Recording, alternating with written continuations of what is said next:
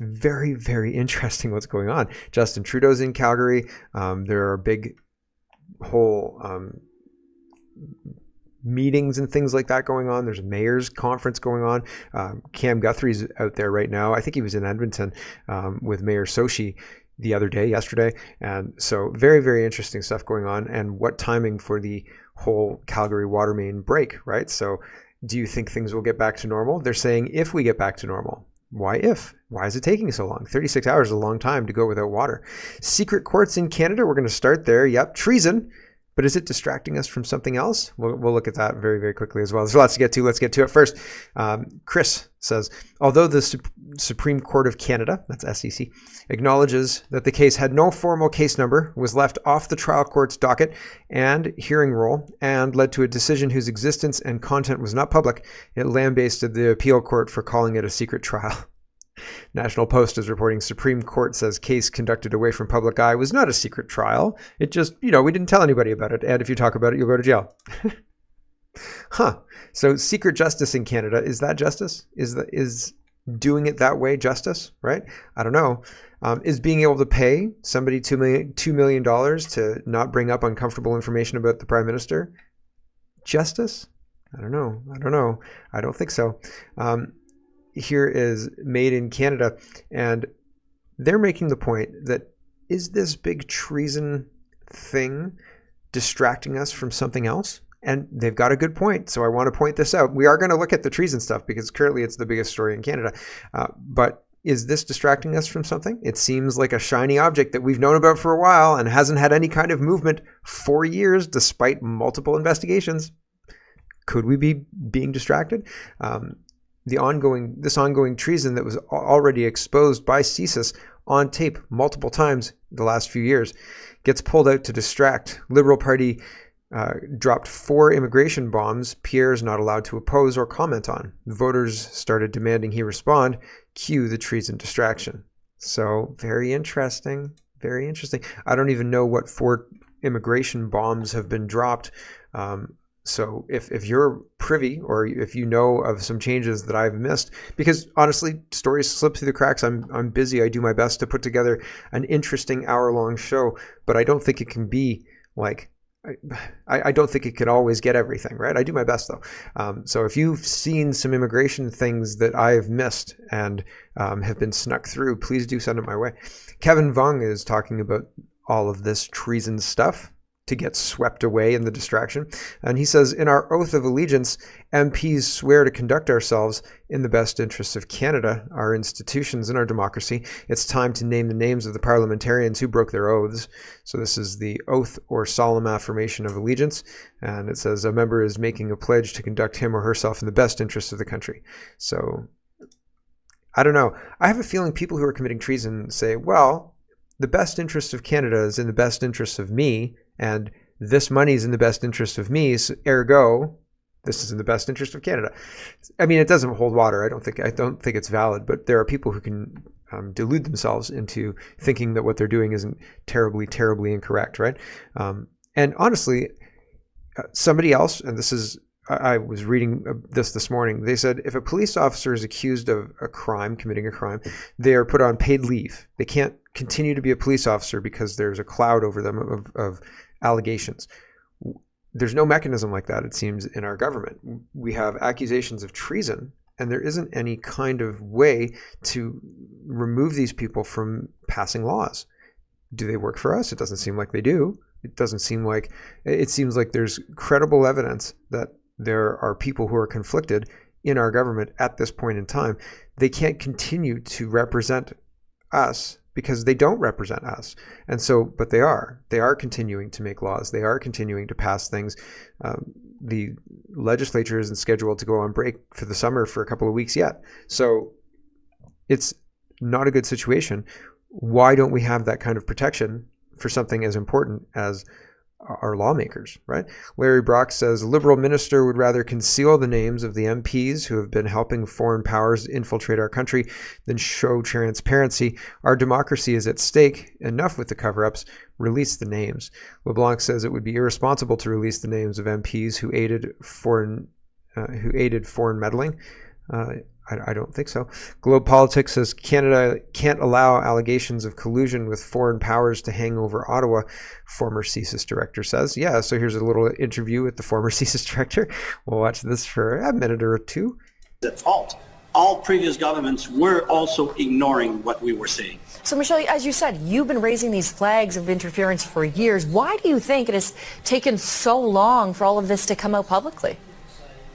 I think there is two reasons. One of the reasons is that there was an element of partisanry. There was an element that could be useful to the government in power or the people who wanted to get in power or stay in power. And they saw useful to simply keep a certain statu quo. The other element is definitely we have evidence that we have been infiltrated by agents of influence, people working on behalf of the Chinese intelligence service, not necessarily spy, but people who have been recruited and being capable to influence the power at bay. So this has been going on for the last 40 years, from Mr. Mulroney all the way to Mr. Trudeau today. Every prime minister has been compromised at one point or another by those agents of influence. Every prime minister, you say, has been compromised by those agents? Every prime minister, every government, every offices was compromised. And when we brought the warning, nobody listened.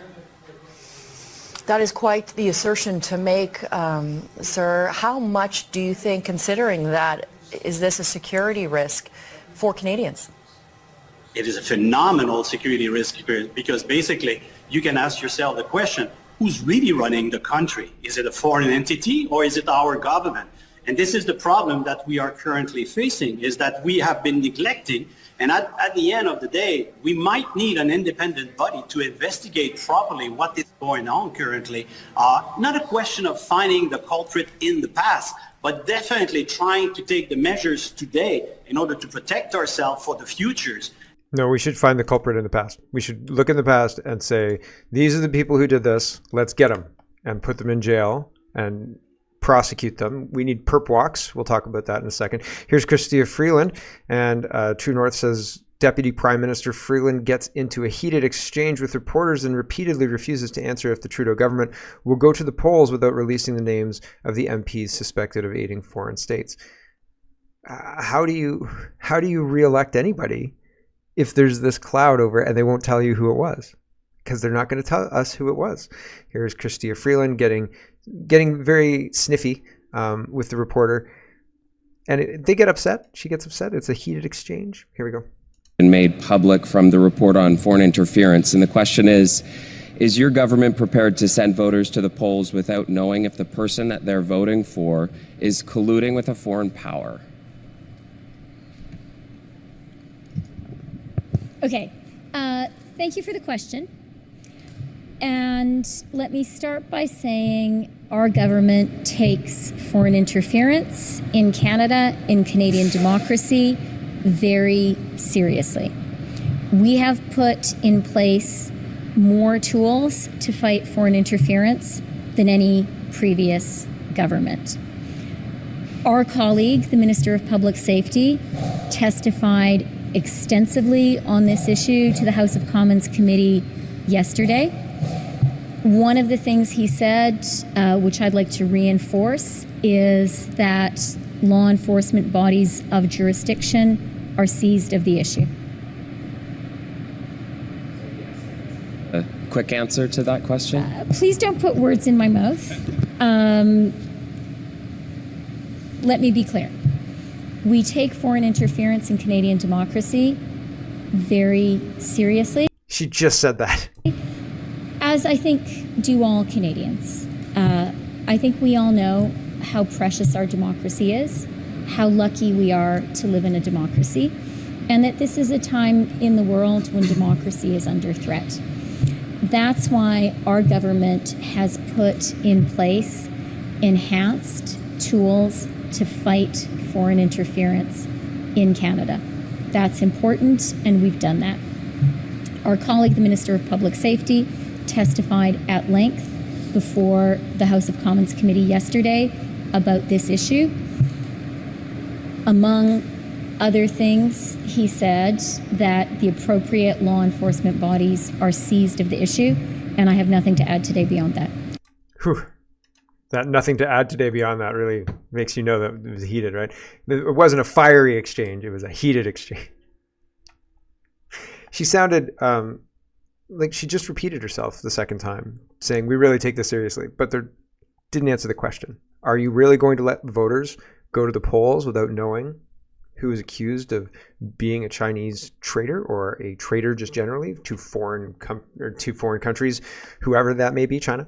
And she comes out being very upset, right? Don't put words into my mouth. When did he try and put words into her mouth?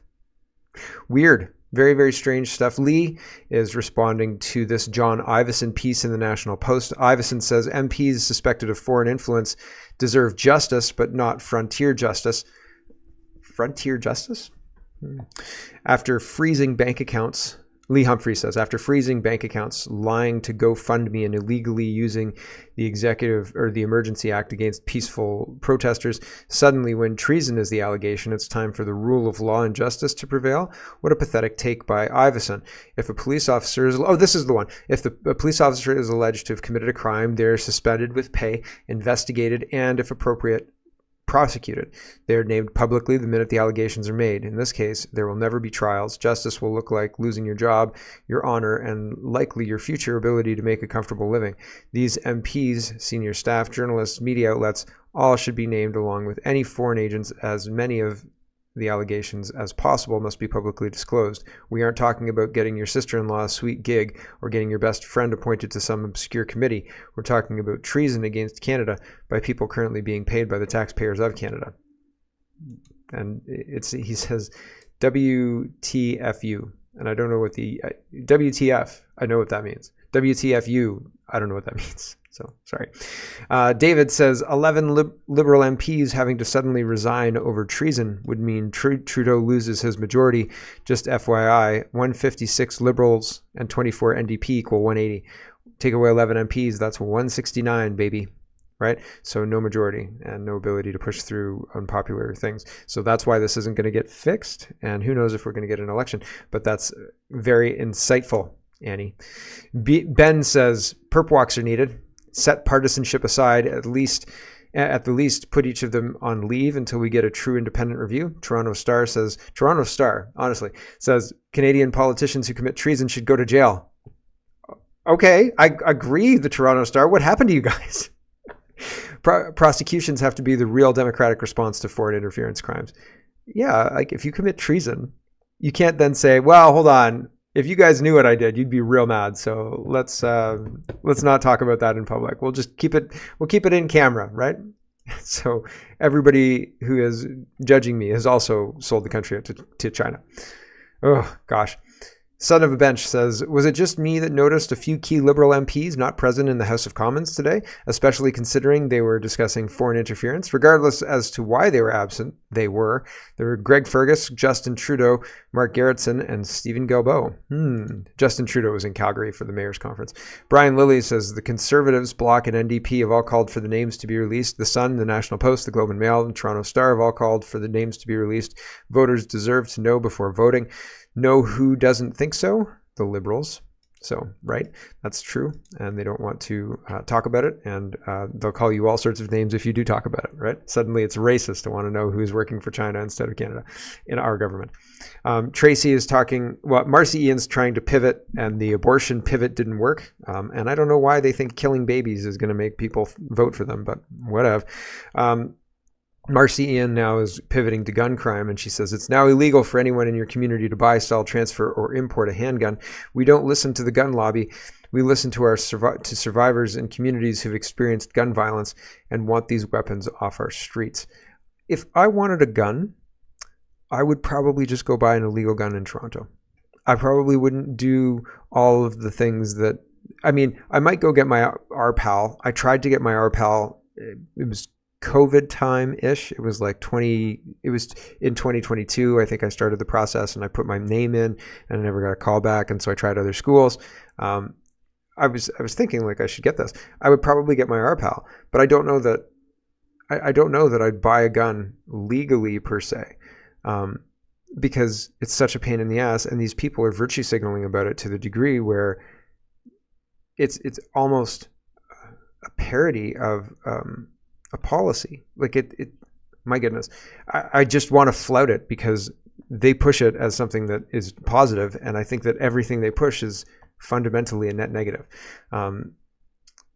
We don't listen to the gun lobby. We listen to survivors and communities who've experienced gun violence and want these weapons off our street. But their behavior encourages illegal guns, and not even like just citizens to go and buy illegal guns because the RPAL system is kind of ridiculous. But they don't check the imports. They don't check the illegal smuggling of guns.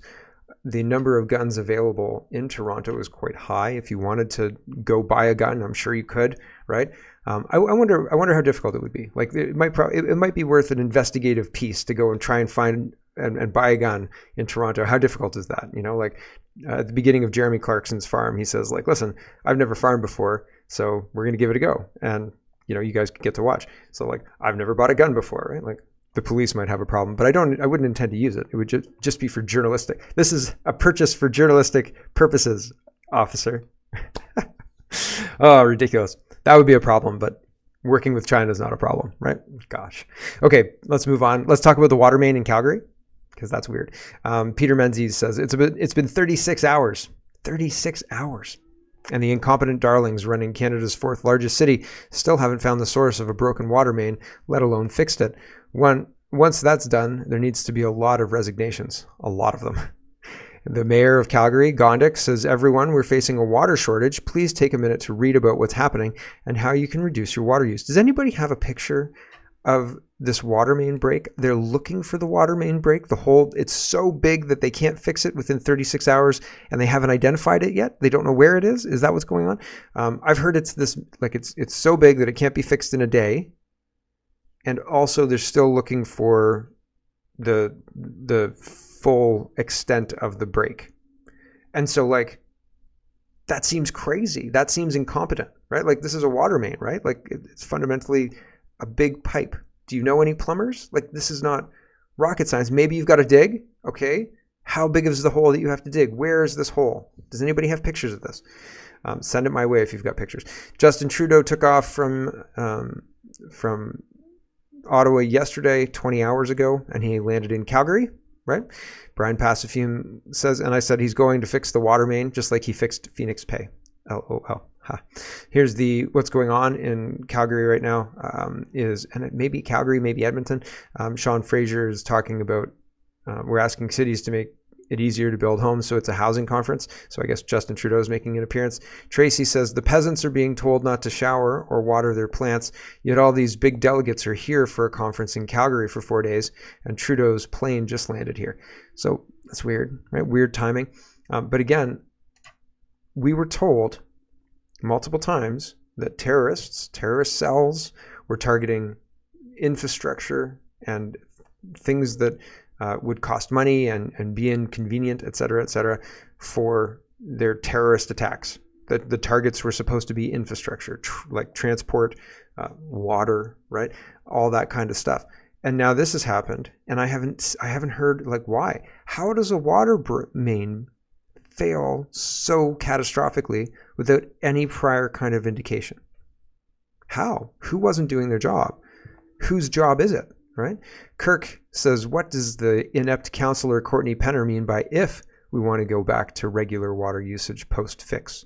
Courtney Penner says, Calgary, if we want to get back to regular water usage post-fix, we need to conserve water now, reduce, reuse, and do your part. People in the comments are saying, how the heck do you reuse water? Like, you want me to like bathe in pasta water? Like, what are you talking about? Reuse your water, people. Drink it again. No, don't drink it again. Colin says, hey, Calgary, snitch lines are open. This has nothing to do with water. As of Friday morning, bylaw officers had attended 8 calls for fires and 56 calls for misuse of water, according to the city of Calgary. And there's a big sign that says mandatory outdoor water restriction in effect. Contact 311 or visit calgary.ca for more info. So snitch on your neighbors, people. And here is one of the updates. And I just thought this clown show was Very, very interesting. She's got like rainbow shoulder pads. This is an RCMP officer, maybe a Calgary police officer. It must be RCMP because Calgary, or like Calgary police officer actual. Either way, the rainbow shoulder things, it's very communist, very Nazi, very we're all wearing the same uniform here, and if you don't align, then we're going to kick you out type deal. It's really, really off-putting. I just wanted to show you. There was something else going on in this presser that I was listening to it in the background, and I thought to myself, ooh, that's weird. But I can't remember the time index. They had questions. This woman was saying we need a 25% reduction.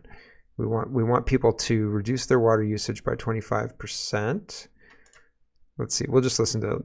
I'm going to guess that we're around here. We'll listen to some of this. Here we go. Are still working around the clock, and overnight we were able to pump water from around the area of the break. This is necessary before we begin excavation. We are hopeful that later today we'll be able to fully expose the section of the feeder main to see the extent of the break. This will help us finalize our repair plans. We are continuing to shift drinking water from our Glenmar water treatment plant around the city. We're working that plant very hard to get water to everyone. What we've also been able to do is adjust some of the pumping around the city so that we're able to get water differently to some of the communities that we weren't before. So we're really adjusting our operations to what is still a very changing situation. Well, I want to thank everyone for doing their part to conserve water. We must all further, as Sue had mentioned, reduce our water use to effectively use our remaining water supply. Well, we did well to cut back yesterday. Unfortunately, our consumption rose in the evening hours at the time people came home. This current level of water use cannot continue. If we do not reduce our water use even further, we're at risk of running out. Please keep following the outdoor watering ban and cut down on your non-essential indoor water use, both at work and at home. We are trying to get back to normal as fast as we can, but this is a massive break that cannot be repaired in a day or two. We're counting on all Calgarians, homeowners, businesses, many of those in the communities that use water in so very many different ways. Just as we came together in the floods of 2013 to save all the water we can, we need everyone to do their part. And we've seen that, and we really appreciate that, and we need to continue and do even a little bit more. Right, so she wants a further reduction of 25%. Wild. That's pretty crazy, right? So, and she said, we're trying to get back to normal. So that implies that they are trying to get back to normal. But again, how does something this catastrophic happen? How do they not identify where the break is? Like that was yesterday afternoon, and they were just excavating around the break to see the extent of the break. Wow. Wow, right? So that's a pretty big news. And again, it seems like, do we have an idea of how this happened? Did it just rot in the ground? Or was there something else happening here? Could it have been a terrorist attack? Or could it have not been a terrorist attack because the hole isn't even excavated at this point in time? Or could the terrorists have put something in the water and created this situation? I don't know. I'm just speculating because lack of information drives speculation, right? So who knows? But it seems hinky. There's something else going on. A leak that catastrophic doesn't just show up out of nowhere, okay? True North, let's move on, talk about money. True North is reporting Conservative MP Philip Lawrence calls for the RCMP to investigate Sustainable Development Technology Canada. And the RCMP aren't actually working for us, it doesn't seem. They take evidence, and then like the Picton stuff, the RCMP requested to get rid of the evidence recently. And then I think they were told no, and then Picton died. So I don't trust the RCMP. I don't know how you could trust the RCMP. It would be like trusting the 338 members of parliament now after hearing, hey, they work for China. And then when that dies down, we hear it again, underlined a couple of times, right? They work for China, not for us. So we'd have to be fools to trust them, right? Here's the MPs talking about this. Now, I don't trust them, but this is what's happening in Canadian politics. So that's what the show is about. So we're going to watch it. Okay. Okay. The reality is that there's $123 million worth of inappropriately awarded contracts, $76 million given to Liberal insiders, resignations, abuse, a leadership team that seemed far more interested in protecting Liberal cabinet ministers than Canadian taxpayer dollars. This is the legacy of the failed Green Slush Fund. When will this Liberal government give up the cover-up and call in the Mounties? The Honourable Government House Leader. Well, of course, Mr. Speaker, that question has just been answered repeatedly by my colleague, but I can't let this opportunity or this week go by without punctuating some of the great economic news that we've seen. A loud reduction in the interest rates, Canada leading the... No, they're trying to lie about the economy in order to distract from the treason. Or, I mean, jeepers creepers, maybe the economy is the thing that they're focusing on while we're focused on the treason. Paul is responding to this. Unemployment in Canada rose 22.4% in May from year-ago levels, according to Market Talk. And Paul says the ranks of unemployed in Canada climbed 22.4% in May from a year ago, a reflection that the economy is unable to absorb a rapid expansion in the labor force due to immigration-fueled population growth. The On Wall Street Journal writes, or wires, there you go. And so, interesting that unemployment has spiked. Interesting that nobody's interested in talking about immigration right now, right? They want to talk about treason because that's better than talking about immigration.